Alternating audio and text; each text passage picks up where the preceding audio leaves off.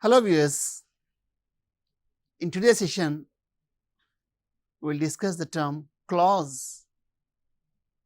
So, what is a clause? We know that a sentence is made up of a subject and predicate, and a predicate should have a verb and or object and or complement. So, for example, if you take the sentence, Hyderabad is a big city. So, the sentence is about Hyderabad. So, Hyderabad is the subject. And what do we know about Hyderabad? Hyderabad is a big city. So, is a big city is predicate. So, basically a sentence can be divided into two parts, subject and predicate. And normally predicate begins with the verb. So, here is and complement that tells us about the subject, that completes the meaning of the subject. If I say Hyderabad is, we don't get the meaning. So, Hyderabad is a big city. So, a big city is complement. Let us see the second sentence. Gopi brought a new guitar from London. So, in this sentence, Gopi is the subject. And what do we know about Gopi? He brought a new guitar from London. So, Gopi is the subject, brought a new guitar from London is predicate. So, brought is the verb. What did Gopi bring? A new guitar. So, a new guitar is object. So, object is the affected part. Gopi is the agent. So, if you see the sentence, Gopi brought what? Gopi brought a new guitar. So, there we can go. From where? From London.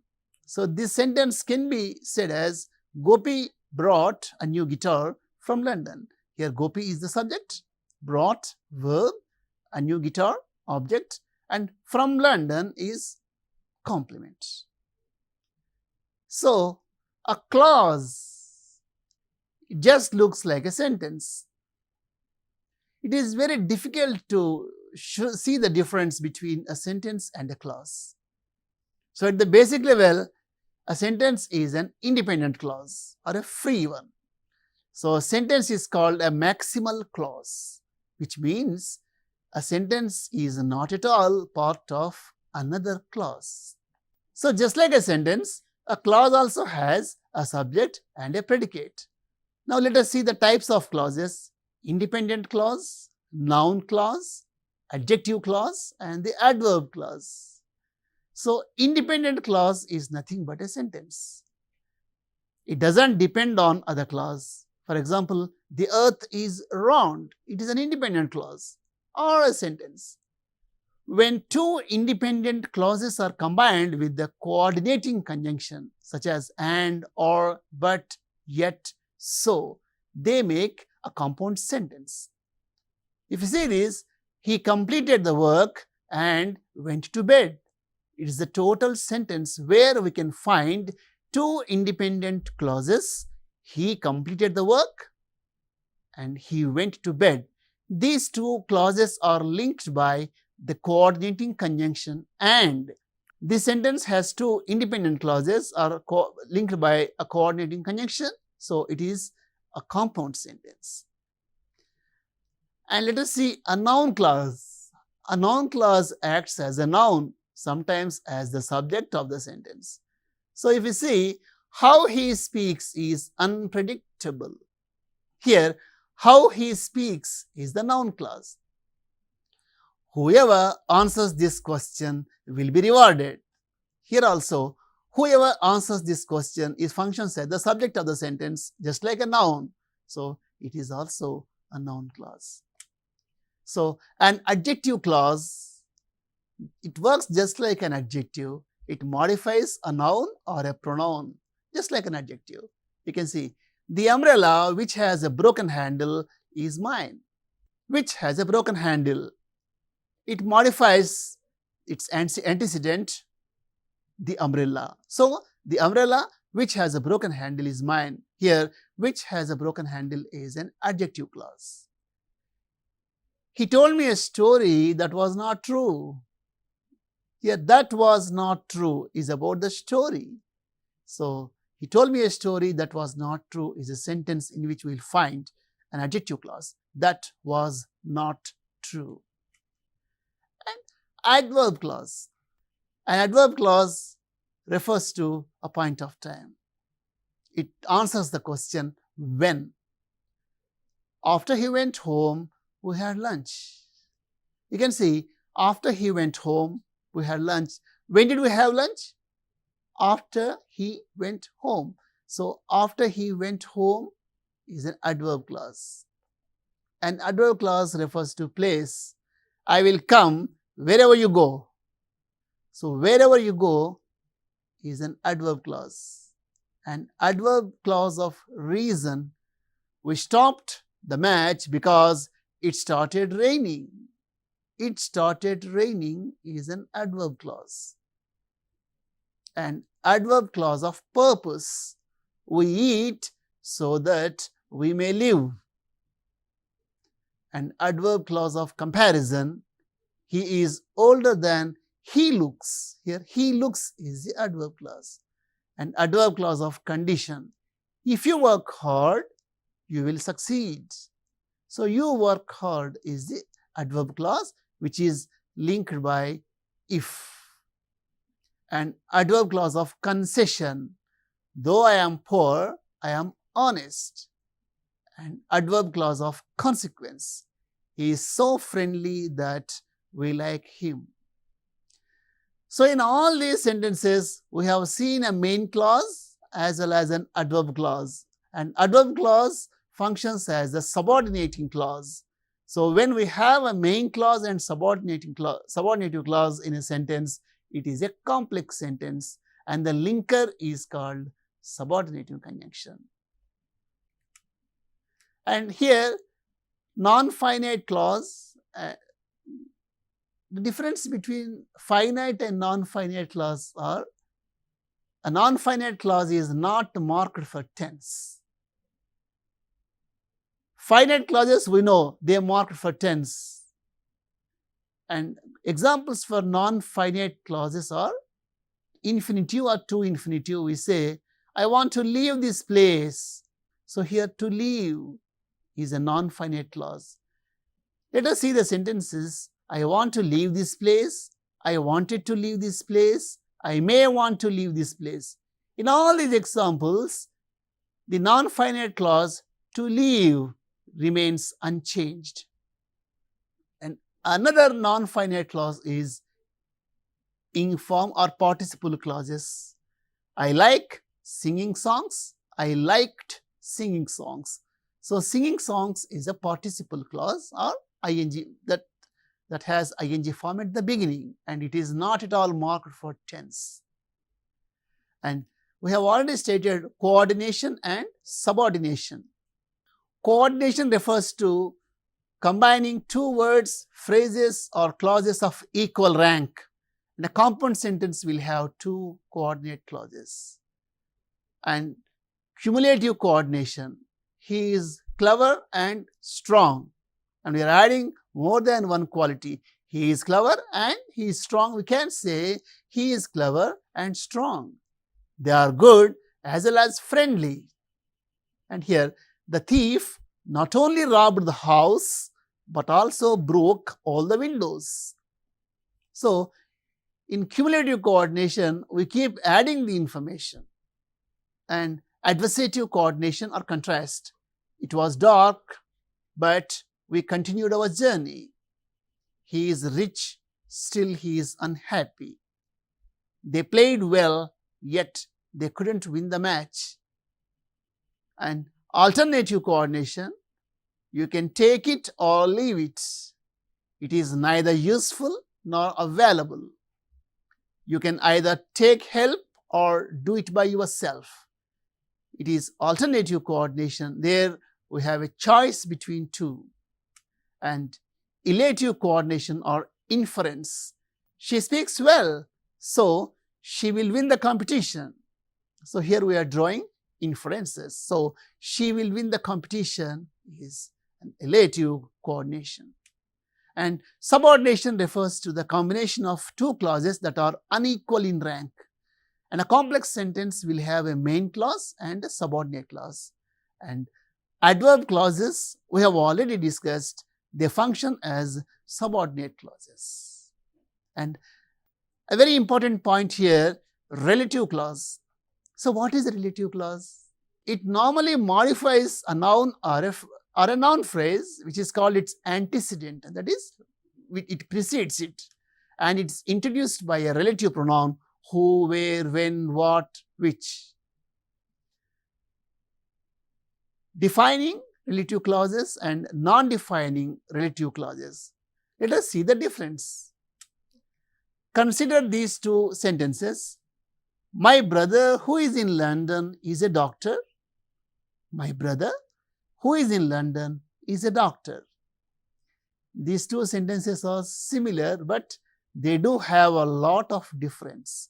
If I say, my brother who is in London is a doctor, here it is restrictive or defining.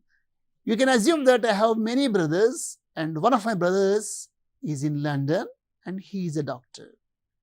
So the scope of the relative clause is restricted. We can say, my brother who is in London is a doctor. And the second one, my brother who is in London is a doctor. It means I have only one brother and he is in London and he is a doctor. So a defining clause has restricted scope, whereas a non-defining clause, it almost an adjunct. If you see the second sentence, my brother is in London and my brother is a doctor. These two sentences are combined and my brother who is in London is a doctor. Even you can skip the relative clause here. My brother is a doctor, still the sentence stands good. But whereas in the first one, my brother who is in London is a doctor and my brother is a doctor, totally different. So, my brother who is in London is a doctor, my brother who is in London is a doctor. Did you see any difference here? A defining relative clause is not separated by commas, whereas a non-defining relative clause is separated by commas within a sentence. And there are some other differences between defining and non-defining relative clauses. Let us see them. A defining relative clause identifies the thing or person we are talking about, and whereas a non-defining relative clause provides additional information. And in a defining relative clause, we can replace that with who or which, whereas in non-defining relative clause, we cannot use the word that. And in defining relative clause, you can skip the relative pronoun, it can be left out when it refers to the object. Whereas in non-defining relative clause, we cannot skip the WH word or a relative pronoun. And this one we have already discussed. A defining relative clause does not have commas, whereas a non-defining relative clause must have commas. So, using relative clauses. You gave me a book last week, it was interesting. How can we combine these two sentences? One way, you gave me a book last week and it was very interesting. And we are using a linking word and we are making a compound sentence. And how can we combine these two sentences using a relative clause?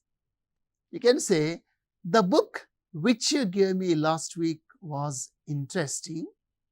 Or you can say, the book that you gave me last week was interesting. Or the book you gave me last week was interesting. Let us see what type of relative clause it is. There are no commas and we have used which. In the second sentence, we have replaced which with that, and in the third one, we have removed the relative pronoun and the meaning remains unchanged. The book which you gave me last week, or the book that you gave me last week, or the book you gave me last week, all are the same. So it is a defining relative clause. And let us see the scope. Here we are not talking about any book in general. We are talking about the book which was given last week. So the scope of the book is restricted. Not any book, like you gave me a book last week, or I borrowed a book from you last week. No, the scope is restricted. So it is defining relative clause. Let us see the second sentence. Hyderabad is the capital of Telangana. It is famous for pearls. We can say simply, Hyderabad is the capital of Telangana and it is famous for pearls. Very simple. But how can we combine these two sentences using a relative clause?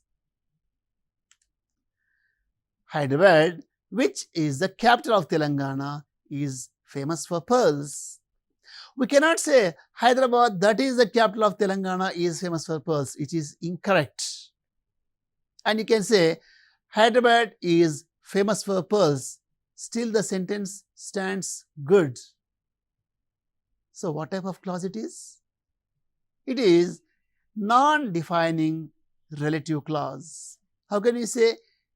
Here, which is the capital of Telangana gives us additional information, and it is separated by two commas, and we cannot replace which with that or who. Impossible. So it is a non-defining relative clause. So dear viewers,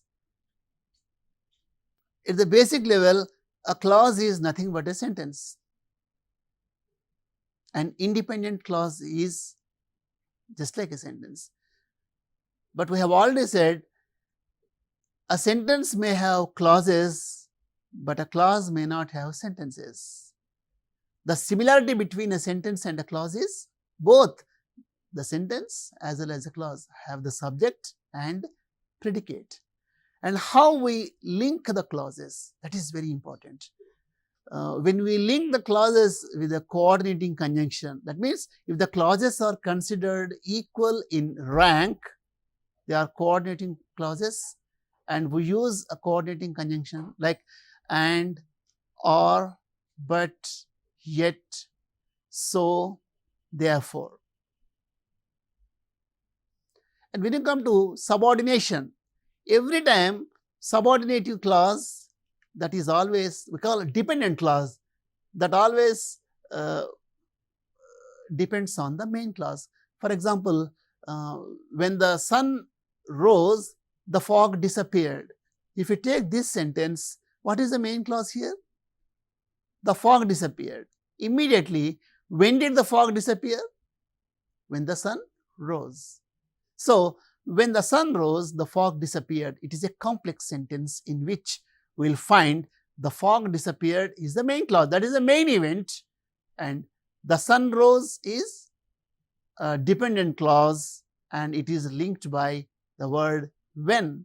So, the sun rose is a subordinating clause, and when the sun rose, the fog disappeared is a complex sentence. And another example is, although they played well, they did not win the match. So what is the main event here? They did not win the match. So what is the concession there? Although they played well. So one way you can skip the subordinative clause. The main event remains undisturbed. They did not win the match. Still it is a good one. Although they played well, they did not win the match. So we have looked into different types of adverb clauses, and almost all the adverb clauses function like subordinating clauses.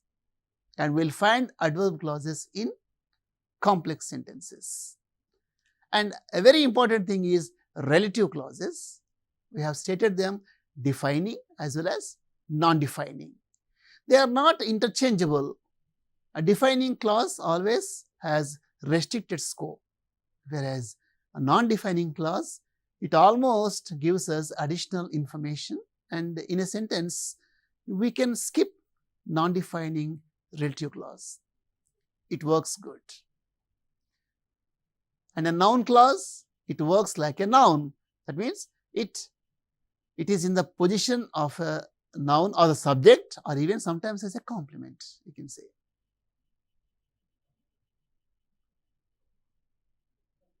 Whoever violates the rules will be punished.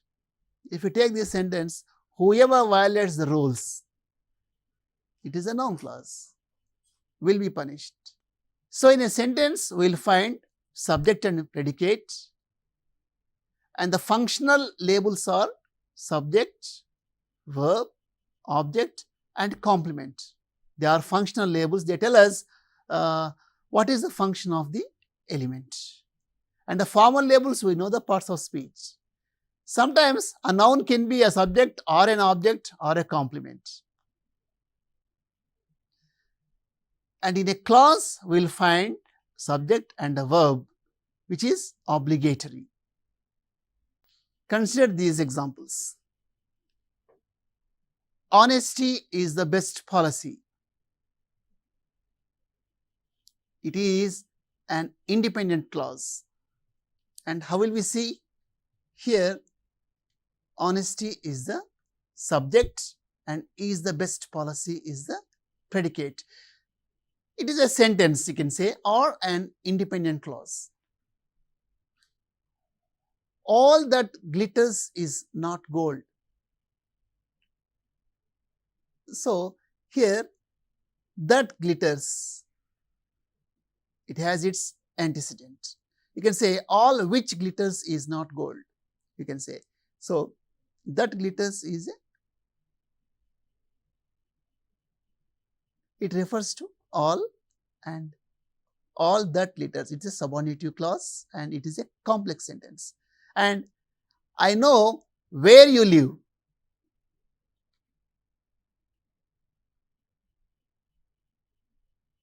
Here, I know where you live. Where you live is adverb clause. It tells about the place. So, I know where you live. It is a complex sentence. Here, it is adverb clause of place. And this is important. He said that he was a liar. What did he say? He said that he was a liar. So, you call it say that clause, or you can call it appositive clause. He said what? He said that he was a liar. So, let us have a small task, dear viewers. We can take a short passage and there we will have to identify clauses first. Let us take the sentences and see the clauses, if at all. And from there, we will have to analyze the clause. What type of clause it is? Is the clause working as an adjective, or is the clause functioning as a noun, or is a clause adding information, or is the clause restricted? So we can see the type of clause, and there we can go for the analysis. So literally, phrase and clause, these words are often confusing. A phrase is the basic one. For example, if you take a noun and a noun phrase, both are the same. Both function like the noun. For example, city, big city remain the same. Whereas city, we call it as a word, whereas big city is a phrase. And they can be replaced. For example, Hyderabad is a city and Hyderabad is a big city. Both are the same. But when you come to clauses, this interchange may not be possible, because clause has some fixed meaning. Just cannot skip the clauses. Just as we do in phrases, we cannot replace clauses. And if you replace them, we get a totally different meaning. That's the issue, right? We have seen the types of clauses. And sometimes, we can reduce the clause into a word. For example, he proved his innocence. It's an independent clause, and you can say he proved that he was innocent. Both are the same, but he proved his innocence is a simple sentence. He proved that he was innocent is a complex sentence. These two sentences are structurally different, but the meaning is the same. So, dear viewers, in this session, we have looked into clauses and sentences, and we have seen the different types of clauses: independent clause, noun clause, adjective clause, and adverb clause.